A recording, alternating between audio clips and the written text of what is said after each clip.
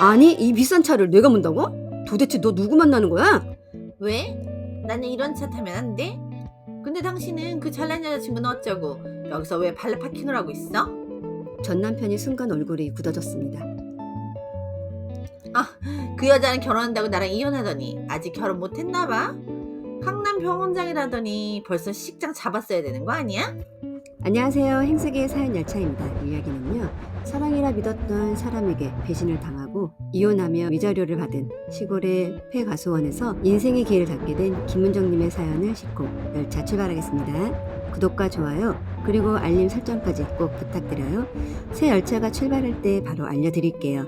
그리고 지금 어느 지역에서 듣고 계신지 댓글로 남겨주시면 정말 큰 힘이 됩니다. 그럼 사연 열차 출발하겠습니다. 뿌뿌! 1부 아버지의 부탁. 저는 이 이야기를 아직도 입 밖에 잘 내지 못합니다. 오래된 집을 허물다 벽 속에서 금덩이가 나왔다는 얘기 들어보신 적 있으시죠? 주변에 말하는 순간 온 동네가 뒤집어지니까 입을 꾹 다물고 혼자 삭혀야 하는 그런 이야기요.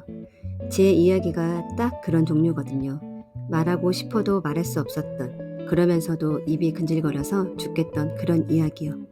지금 제 손에는 서울 외곽에서 마당 딸린 단독주택 등기가 있고 작은 상가 건물 하나에 매달 월세가 들어오고 있어요. 외제차도 생겼고요. 엄마는 요즘 아침마다 마당 화분에 물을 주면서 콧노래를 부릅니다. 이게 다 어디서 시작됐냐고요? 이혼 위자료로 받은 쓸모없는 폐가수원 땅 한 떼기에서 시작됐습니다. 그리고 그 땅 속에 묻혀있던 항아리 10개에서요. 믿기 어려우시죠? 저도 처음엔 꿈인 줄 알았어요. 흙 묻은 삽을 손에 쥔 채로 그 자리에 주저앉아서 한참을 그냥 멍하니 있었거든요. 지금부터 제 이야기 처음부터 끝까지 들어주시겠어요? 모든 일의 시작은 아버지의 암 진단이었습니다. 제 이름은 김은정이에요. 그 당시 32살이었고 초등학교 교사로 일한 지 8년째 되던 해였어요. 아이들 가르치는 일이 천직이라고 생각할 만큼 좋아했고 나름대로 안정된 생활을 하고 있었습니다. 위로 오빠가 둘 있는데 큰오빠 석호는 판사, 작은오빠 석중이는 회계사로 일하고 있었고요. 저는 막내딸로 집안에서는 거의 마스코트 취급을 받으며 컸습니다. 아버지 김덕수 씨는 평생 법조인으로 사셨어요. 말수는 적지만 소신이 뚜렷하고 가난한 집 출신이라 젊은 시절 눈치 보며 공부했던 기억을 평생 가슴에 품고 사셨던 분이에요. 그런 아버지가 어느 날 가족을 불러 모아 폐암 진단을 받았다는 사실을 알리셨죠. 그날 저녁 아버지가 제 손을 꼭 잡으셨어요. 은정아, 아빠가 부탁이 하나 있다. 오래 못 살 수도 있다는데 막내딸 시집 가는 건 보고 가야 눈 감겠구나. 32이면 홍기가 다 찬 거 아니냐? 아빠 소원 하나만 들어주면 안 되겠니? 저는 요즘 시대에 32이 무슨 홍기냐고 버텼어요. 학교도 잘 다니고 혼자도 잘 산다고요. 그런데 아버지는 당신이 살아계실 때 제가 좋은 사람 만나서 편하게 사는 걸 봐야 눈을 감겠다고 하시는 거예요. 막내라서 더 걱정이 된다면서요. 거기에 엄마까지 합세하셨습니다. 은정아, 아빠 마음이 저런데 내가 양보 좀 해주면 안 되겠니? 엄마가 좋은 집안 사람들 한번 알아볼게. 암진단 받은 아버지 소원을 끝까지 거절하는 철없는 막내딸이 되고 싶지는 않았어요. 결국 저는 졌습니다. 그렇게 선자리에 나가기 시작했어요. 처음엔 그냥 체험이라고 생각했어요. 그런데 2번, 3번, 4번을 나가다 보니 웃음이 사라지더라고요. 질문이 매번 똑같았었거든요. 취미가 어떻게 되세요? 요리는 잘하세요? 결혼하면 일 계속 하실 건가요? 아이는 몇 명 생각하세요? 저는 면접 보러 온 지원자도 아니었고 선생님이라는 직업이 자랑스럽긴 했지만 어딜 가도 분위기가 비슷하니까 슬슬 지치기 시작했어요. 그러다 5번째 선자리에서 지금의 전 남편을 만났습니다. 그 사람의 이름은 손영진이었어요. 자동차 영업일을 하는 사람이었는데 앞에 만났던 판사, 의사, 세무사, 대기업 엔지니어에 비하면 솔직히 숫자상으로는 조금 딸리는 위치였어요. 그렇다고 나쁜 건 아니었어요. 그냥 그다지 높진 않다는 정도였죠. 그런데 이 사람 첫 만남부터 뭔가 달랐어요. 웃음이 많고 분위기를 묘하게 가볍게 만들 줄 알았거든요. 어떻게 보면 가벼운 사람이라고 오해받기 딱 쉬운 스타일이었는데 저는 그게 가벼운 게 아니라 인생을 즐겁게 살고 싶은 사람이라는 걸 느꼈어요. 저 자동차 영업 다니는데요. 솔직히 고객분들한테 굽히는 입장이죠. 연봉이 엄청나진 않은데 대신 사람 많이 만나고 돌아다니는 게 재밌어요. 저는 한자리에 앉아 있는 것보다 움직이는 게 더 맞거든요.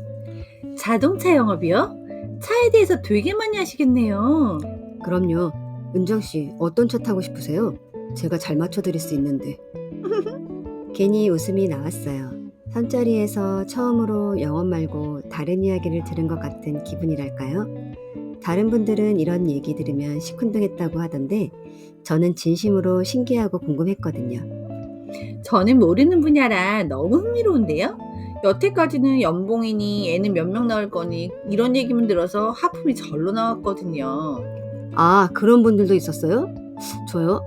저는 집에 가서 웃을 수 있는 게 더 중요해요. 연봉이 아무리 높아도 집안 분위기가 무거우면 무슨 소용이에요? 그 말을 듣고 저는 살짝 표정이 풀렸어요. 저희 아버지 병세 이야기는 선을 보러 오시는 분들은 다 알고 계셨는데 이 사람은 괜히 동정하거나 과하게 위로하지 않고 그냥 담담하게 받아주더라고요. 아버님이 아프시다 들었어요. 그런 와중에도 이렇게 웃고 계시는 거 보면 은정 씨가 강한 분이신 것 같아요. 그런 진지한 얘기는 다음에 하고 오늘은 그냥 맛있는 거 먹고 웃다가요. 그 말 한마디가 이상하게 위로가 됐어요. 주변에서 힘내라는 말을 너무 많이 들어서 그런지 웃다가요 라는 말이 오히려 더 가슴에 닿더라고요. 드렸습니다. 저는 처음으로 애프터 신청을 받아들였습니다. 두 번째 만남은 한강 근처 작은 식당이었어요. 밥을 먹고 나서 강변을 따라 걸었는데 어느 순간 어색함이 싹 사라지더라고요.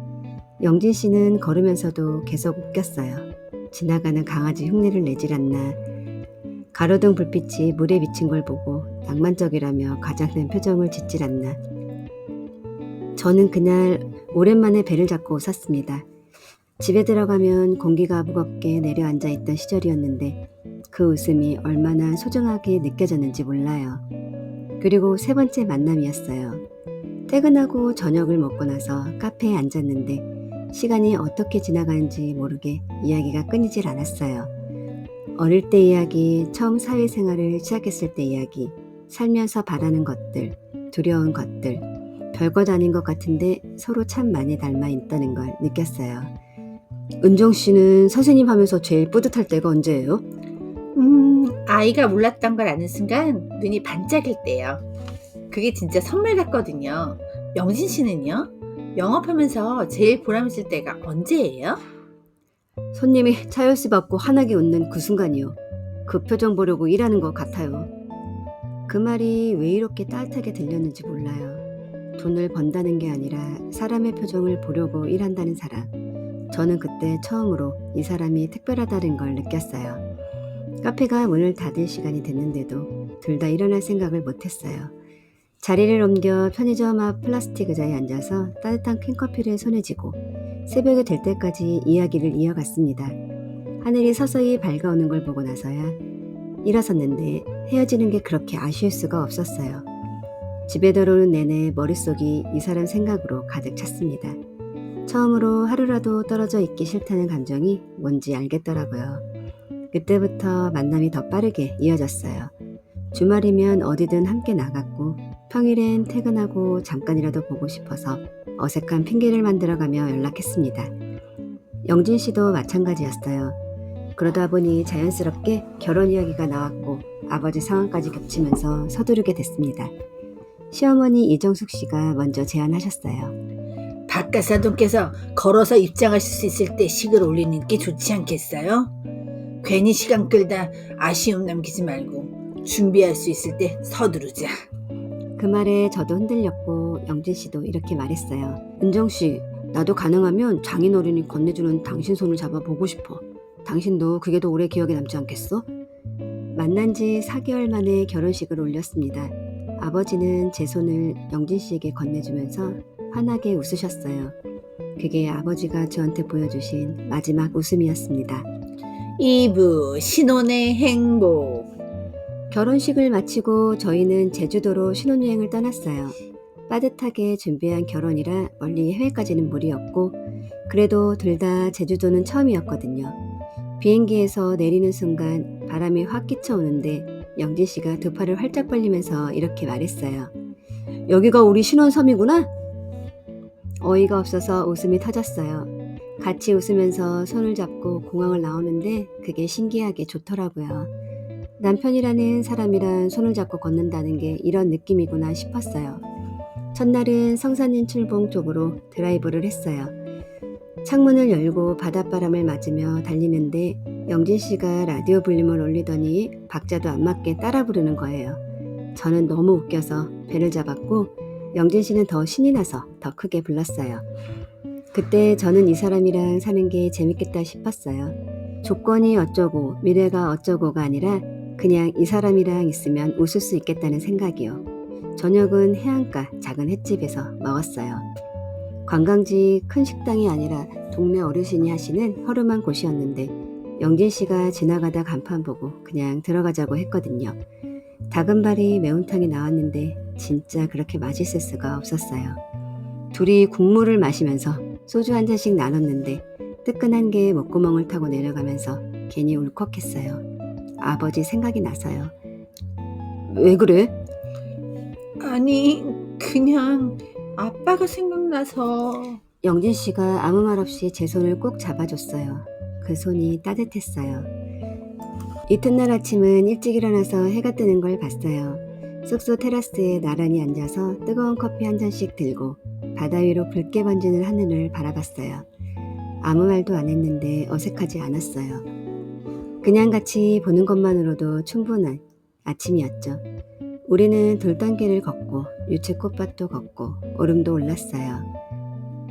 오름 정상에서 내려다 보이는 제주 풍경을 보면서 영진 씨가 말했어요. 은정 씨, 우리 나중에 여기 또 오자. 10년 뒤에, 20년 뒤에도. 저는 그 말이 진심으로 들렸어요. 그래서 그냥 고개를 끄덕였어요. 결국 그 후로 함께 그곳에 다시 가진 못했지만요.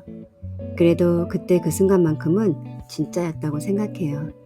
제주 바람도 따뜻한 손도 해가 뜨던 아침도 적어도 그 시절엔 진짜였다고 믿고 싶었습니다. 3부 달라진 시댁. 결혼 1년쯤 지났을 때 아버지가 돌아가셨습니다. 병세가 많이 악화된 상태였어요. 저는 정신없이 상을 치르고 손님 맞고 엄마를 챙겼어요. 그리고 진짜 문제는 그 다음이었습니다. 유언장이 공개되는 날이요. 아버지는 평생 가난한 집에서 눈치를 보며 공부한 게 서러우셨던 분이에요. 그래서 남은 재산 중 엄마 노후 자금만 따로 남기고 나머지는 전부 청년장학재단에 기부하기로 하셨죠. 저는 그 유언이 우리 아버지답다고 생각했어요. 대단하고 존경스러운 일이라고요. 그런데 시댁 반응은 달랐습니다. 아니, 아무리 그래도 그렇지 자식들한테 좀 남겨줘야지. 아니, 쓸데없이 남 좋으라고 기부를 한다니. 도대체 얼마를 갖다 버리신 거야? 아니, 그 돈이면 너희가 더 안정적으로 살 수 있었을 텐데. 아이고 참. 저는 참다 한마디 했어요. 어머니, 아버지가 예전부터 하셨던 뜻이에요. 다 아버지가 모은 재산인데 아버지 마음대로 하시는 게 맞죠. 아니, 그래도 우리 집도 며느리로서 어느 정도 챙겨올 거라고 생각했으니 아쉽지 않겠어? 현금 재산이 꽤 됐더란데 그게 다 날라간 거잖아. 그 순간 저는 깨달았어요. 시댁에서 그렇게 저희 친정 자랑을 하던 게 명예가 아니라 기대였다는 것을요. 환사집이 아니면 뭔가 콩고물이 떨어질 거라고 계산하고 있었던 거죠. 그게 장학재단으로 가버리니까 태도가 바뀐 겁니다. 가족 모임에 가면 이런 소리가 들렸어요. 도움이 하나도 안 되네.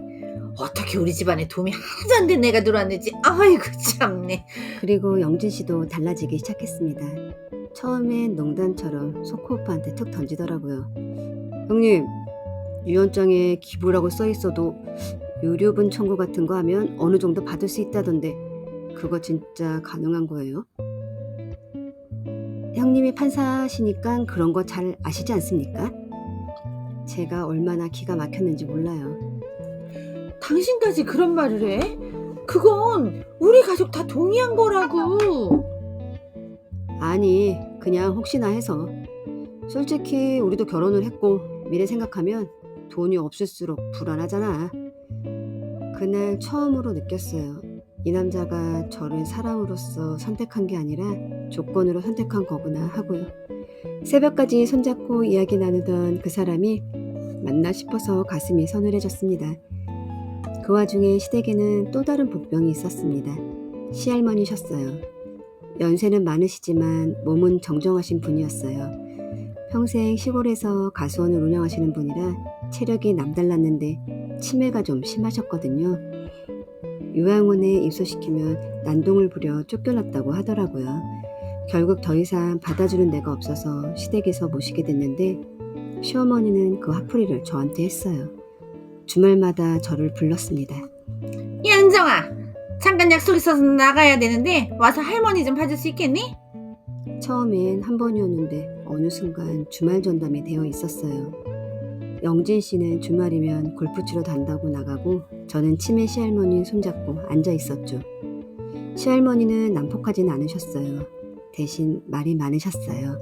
어린아이처럼 같은 말을 반복하셨는데 특히 자주 하시는 말이 있었어요. 루 밑에 내가 숨겨놨어. 루 밑에 비밀이야. 몸이 성할 때 가지러 가야 하는데. 할머니, 뭘 숨겨놨어요? 무 밑에 뭐가 있어요? 비밀이지. 아무한테도 말하면 안 되는 거야. 하루에 10번도 넘게 이 말씀을 하시니 처음엔 찜찜하기도 했어요. 그런데 시어머니한테 여쭤보니 이미 몇 년 전에 가수원 구석구석을 다 파봤는데 아무것도 없었다고. 치매 노인 헛소리니까 신경 끄라고 하셨어요. 그래서 저도 그냥 치매 증상 중 하나겠거니 하고 넘겼습니다. 그렇게 버티고 버티던 어느 날 시어머니가 저를 앉혀놓고 말씀하셨어요. 은정아, 너 이혼해야겠어. 저는 기를 의심했습니다. 무슨 농담이세요? 농담 아니다. 우리 아들이 좋은 짝을 찾았어. 테이블 위로 서류 2장을 밀어내시더라고요. 하나는 이혼 서류, 하나는 가수원 땅 문서였습니다. 여기 이거 줄 테니까 조용히 합의 이혼해.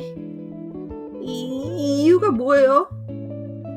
우리 영진이가 강남의 큰 피부과 원장이랑 사귄다고 하더라. 영업 다니다가 그렇게 됐대. 어차피 너희 사이에 뜨거운 정도 없잖아. 선보고 4개월 만에 결혼했는데 무슨 정이야?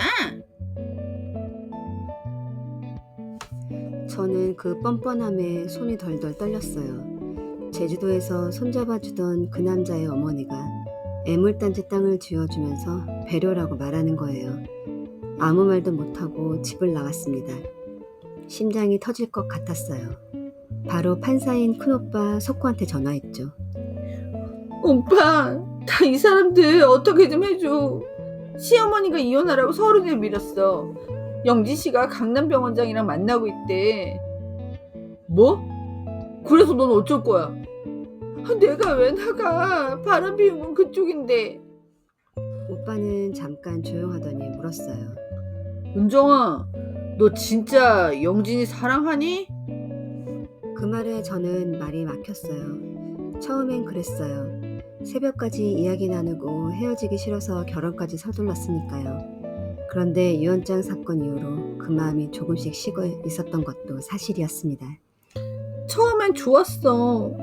근데 지금은 모르겠어. 그렇다고 이렇게 버려줘야 돼? 다 내려놓고 현실적으로 생각해봐. 상간녀 소송 걸어도 위자료 끽해야 1,000, 2,000인데 그 땅이 1,000, 2,000보다 더 나가지 않겠어? 내가 악수고 매달려 봐야 질척된다면서 구박이나 더 받을 거야. 쿨하게 재산분을 정확히 따지고 그 땅이랑 같이 받아내는 게 나아. 분노가 식으면서 오빠 말이 다 맞더라고요. 그렇게 저는 결혼 5년 차에 이혼을 했습니다. 이혼 후에는 친정엄마랑 같이 살기 시작했어요. 시댁 생각은 나지도 않고 솔직히 왜 진작 안 했을까 싶을 정도로 좋더라고요. 문제는 그 가수원 땅이었어요. 이혼 조건으로 받은 땅인데 전 시어머니도 팔아보려고 여러 번 시도했는데 안 됐다고 했잖아요. 저도 중개사통에 내놔봤는데 연락 한 통 없었어요. 가격을 낮춰도 관심이 없더라고요. 그냥 그렇게 들고만 있었습니다. 이혼한 지 2년쯤 됐을 때 모르는 번호로 문자가 왔어요. 열어보니 전 시할머니 보고 문자였습니다. 가야 하나 말아야 하나 고민했는데 그래도 이미 남인데 싶어서 속으로만 행복을 빌었습니다. 그런데 그날 밤 이상하게 자꾸 그 가수원 땅이 생각나더라고요. 저는 도시 생활에도 슬슬 지쳐 있었고 학교 아이들 반복되는 일상에서 좀 벗어나고 싶었거든요. 그래서 엄마한테 말했어요. 엄마, 우리 그 과수원 땅이나 가볼까? 어차피 팔리지도 않는데 그냥 우리끼리 작게 농사라도 지으면 어때? 주말 농장처럼. 농사가 장난이니? 심심하면 운동이나 다녀. 는 말렸지만 저는 캐리어 하나에 옷이랑 노트북만 챙겨서 시골로 내려갔습니다. 가수원 땅에 도착했을 때 솔직히 좀 멍했어요. 사진으로만 보던 것과 달랐거든요. 2년 더 방치된 땅이라 잡초는 무성하고 땅 구석에는 낡아빠진 단칸방 숙소 하나가 있었어요. 벽지는 누렇게 떠 있었고 창틀은 삐걱거렸지만 사람이 못 살 정도는 아니었어요. 저는 대공사를 했습니다. 배관을 다시 뚫고 보일러도 갈고 도배도 다시 하고 돈이 꽤 들지만 막상 구색이 갖춰지니까 요즘 유행하는 농촌체험 숙소 같기도 하더라고요. 그리고 이왕 내려온 거 농사를 지어보려고 했죠. 그런데 땅이 생각보다 훨씬 넓은 거예요. 삽 들고 한 줄 파다가 허리가 아파서 몸을 일으켰더니 남은 면적이 광활하더라고요. 이건 사람 손으로 할 일이 아니다 싶어서 동네 어르신한테 농기구를 빌리러 갔어요. 저 위에 가수원 땅 주인인데요. 이번에 내려와서 농사 좀 해보려고요. 아, 거기 사과나무 있던데 거기 땅이 만만치 않을 텐데. 상추라도 심어보려고요. 상추야 뭐 괜찮지? 근데 배농사는 짓지 마라. 거기서 배하다가 큰일 났어. 그 가수원 운영하던 할머니가 딱 한 번 배 심었다가 쫄딱 망할 뻔했다니까. 배가 아주 무맛이야. 달지도 않고 씹지도 않고 아무 맛도 없어. 사람들이 한 입 먹고 다 돌아서더라니까. 저는 무맛이라는 말에 저는 순간 멈칫했어요. 뭔가 찜찜한 생각이 스쳐 지나갔지만 그냥 웃고 넘겼습니다. 설마 했으니까요. 농기구를 빌려다가 인터넷에서 배운 대로 땅을 파기 시작했습니다. 삽으로 푹, 그런데 어느 순간 뭔가 덜컥 걸리는 거예요. 처음엔 돌인가 했어요. 더 세게 파냈는데 흙을 치우니까 동그란 게 보이는 거예요.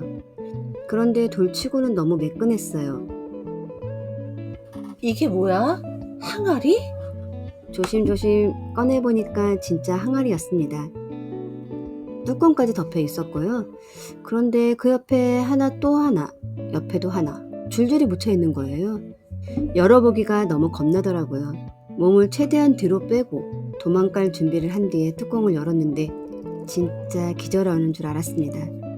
안에 비닐로 꽁꽁 쌓인 돈이 들어있었어요. 요즘 돈이 아니라 국권으로요. 10,000원짜리 뭉치가 한가득이었어요. 흙 묻은 비닐을 뜯어보는데 손이 덜덜 떨렸어요.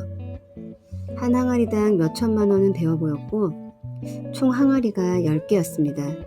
어림잡아도 5억은 될 것 같았어요. 저는 삽 들고 있다가 그대로 주저앉았습니다. 정신 차리고 나서 제일 먼저 든 생각이 이거 도둑 맞으면 어쩌지? 였어요. 좌우로 힉힉 둘러보고 바로 돈을 챙겨서 은행으로 갔습니다. 사부 행운의 항아리. 서울에 올라와서 가족들한테 말했더니 다들 기절하더라고요. 세상에, 땅 파서 돈 나온다는 말 함부로 못하겠다. 진짜로 땅 파서 돈을 벌어오네? 회계사인 작은 오빠 석중이는 제 돈을 굴려줄 생각을 하고 판사인 큰오빠 석호는 법적으로 문제없게 깔끔히 처리해주겠다고 하고 저는 신나서 듣고만 있었어요. 은정아, 지금 전자시장 분위기 나쁘지 않아. 현금 넣고서 뭐해? 투자 한번 해봐. 세금 문제는 내가 꼼꼼하게 챙겨줄게. 작은 오빠 석중이 말만 믿고 그냥 전자주식을 샀어요. 그런데 몇 달 지나니까 수익률이 150%가 되어 있는 거예요. 저는 숫자 보고 한참을 멍하게 있었어요. 이게 맞나 싶었죠. 제일 먼저 한 건 차를 바꾼 거였어요. 평생 벤츠 한번 타보고 싶었거든요. 벤츠 끌고 엄마 모시고 전국 팔도 여행을 다녔습니다. 엄마도 기분이 좋아 보였고 저도 오랜만에 숨이 트이는 기분이었어요. 그러던 어느 날 엄마랑 강남 피부과에 관리받으러 가서 주차 발렛 맡기려고 하는데 창문을 내리며 말하는 사람 목소리가 너무 익숙해서 고개를 딱 드는데 전 남편 영진이가 발렛 조끼를 입고 서 있는 겁니다. 저는 차에서 내리면서 선글라스를 살짝 내리고 쳐다봐 줬어요. 전 남편은 제 차를 보고 저를 보고 번갈아 보더니 얼굴이 새하얘지더라고요. 아니, 이 비싼 차를 내가 뭔다고? 도대체 너 누구 만나는 거야? 왜? 나는 이런 차 타면 안 돼? 근데 당신은 그 잘난 여자는 어쩌고 여기서 왜 발레 파킹을 하고 있어? 전 남편의 얼굴이 순간 굳었어요. 괜히 목을 가다듬더니 말하더라고요. 이 여기병원 원장이 내 여자친구야. 좀 바쁘다고 해서 잠깐. 그 여자랑 결혼한다고 나랑 이혼하더니 아직 결혼 못했나 봐? 강남 병원자이면 벌써 식장 잡아야 되는 거 아니야? 제가 콧방귀를 끼니까 전 남편이 말끝을 흐리면서 우물쭈물 하더라고요. 그게 아직 정리할 게 좀 있어서 그래? 그래서 너는 이 차 어떻게 산 건데? 아, 이 차? 나한테 위자료를 준 그 가수한 땅 있지? 그거 파봤더니 현금 나오더라. 뭐? 무슨 현금? 기억 안 나? 할머니가 맨날 하시던 말. 무 밑에 숨겨놨다고. 치매까지 왔으면서 그게 얼마나 소중했으면 계속 무 밑에 숨겨놨다고 하셨겠어. 우리도 가수함 다 파봤는데 몇 년 전에 아무것도 없었는데. 저는 손가락으로 허공에 원을 그리며 말했습니다. 아마 외곽만 팠겠지. 그 무가 진짜 무인 줄 알았지? 그 무가 배였어, 배. 배 농사 지었다가 망해서 무맛이라고 동네 소문이 쫙 났대. 그 배나무 심었던 자리 파보니까 항아리 10개 나오더라. 안에 돈이 꽉 차 있었고. 전 남편의 얼굴이 하얗다가 빨갛게 됐다가 하더니 목소리가 올라갔어요. 그건 우리 집 돈이잖아. 그 땅 우리 집에서 준 거잖아. 당장 내놔. 저는 차분하게 말했습니다.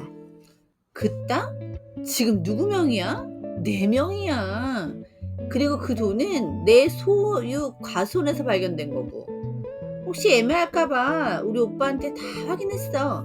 판사잖아. 법적으로 문제 없대. 자, 계산 끝났지? 전 남편은 아무 소리도 못하더라고요. 아까까지 소리 지르던 사람이 갑자기 입을 다물고 멍하니 서 있었어요.